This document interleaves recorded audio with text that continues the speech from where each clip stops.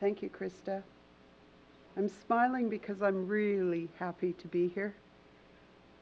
I've had many experiences in my life, and some of them have been interesting, like negotiating the roads coming down here to this press conference. I felt like I was on a bucking bronco, but I made it, and I made it because I wanted to be here. I am the current chair of the Council of Canadians with Disabilities. We are the oldest, the largest organization of organizations run by people with disabilities in this country. We are 48 years old.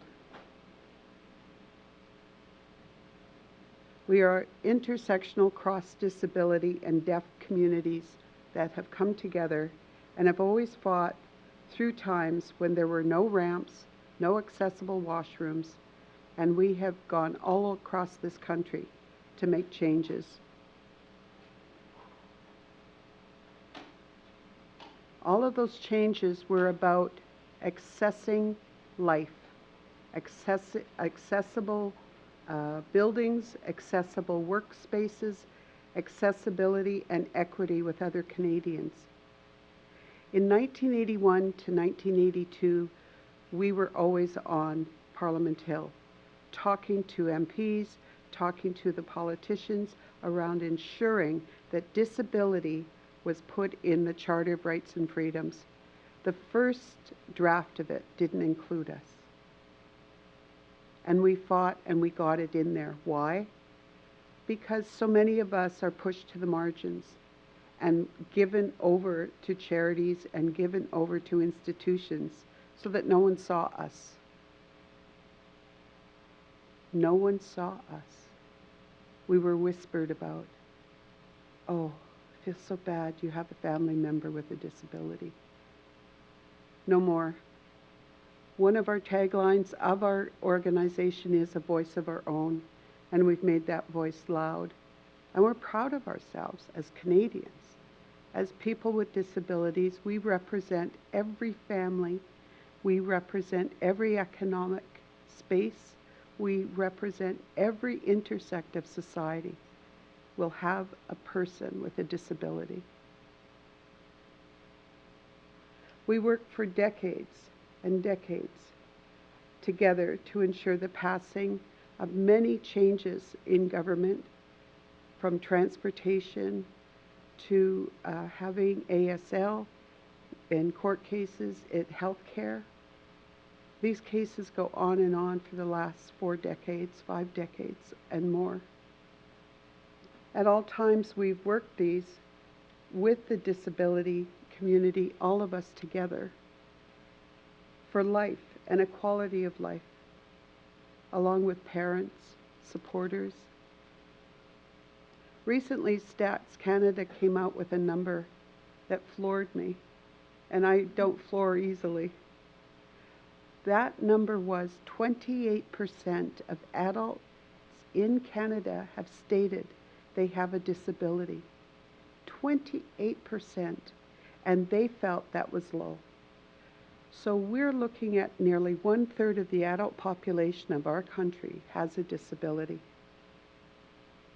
What we have never fought for is the right to die. We fought for the right to live. MAID Track 2 is designed to promote and is fully funded to ensure that we have an out. That out is suicide. I don't think that's an out we want to promote. I think as Canadians we can do much better than that.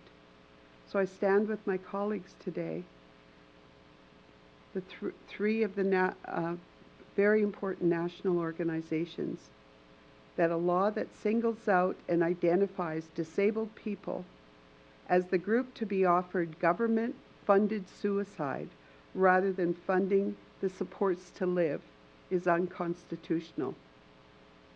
We believe in the right of the dignity to life, and those lives must be supported.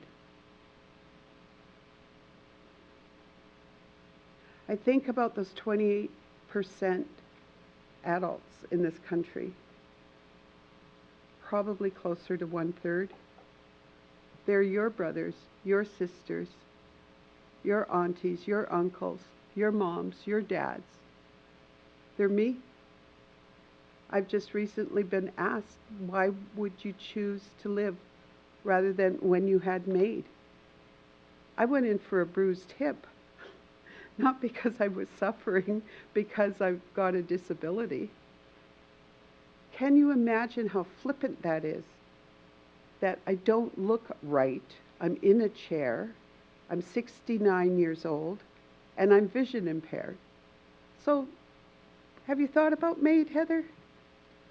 It doesn't make me feel good, because that's becoming normalized because of this law. People think that that's a natural progression of a person with a disability's life, that it should end in death. Much sooner than before we would ever consider that as a place we would go. We're living our lives. So would you choose that for your family member, for your loved one? Would you not be fighting for their right to live and the supports they need to live a good life? That's inclusion. That's why we all exist in the disability rights movement. Because we have a Canada that for a long time didn't include us. But it does now in many, many sectors, and it's growing, and we're finding more and more spaces that we're included and we're accepted. CCD will always fight for life, and this is a place where people need to check their unconscious biases when they see us and think about what they say and what the message is. And especially government needs to think about the message they're giving to me. You're okay to talk to. We'll use you in our stats that we did something for you, but we would rather you die. And no other citizen in this country is subjected to that. So I thank you for being here and to hear this message. Bonnie?